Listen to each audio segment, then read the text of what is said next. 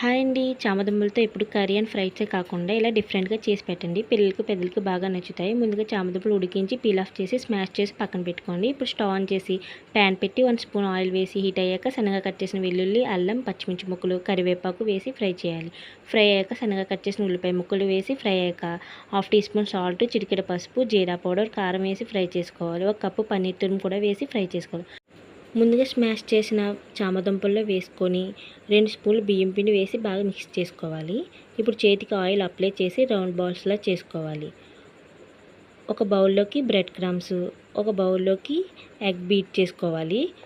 ఇప్పుడు బాల్స్ని ఎగ్లో డిప్ చేసి bread క్రమ్స్తో coat చేసుకోవాలి. మిగతా బాల్స్ అన్నీ ఇలాగే ప్రిపేర్ చేసుకోవాలి.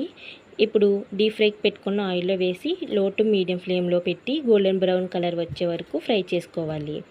అంతే అండి. మీకు కనుక వీడియో నచ్చినట్లయితే ప్లీజ్ లైక్ చేసి సబ్స్క్రైబ్ చేసుకోండి. Thanks for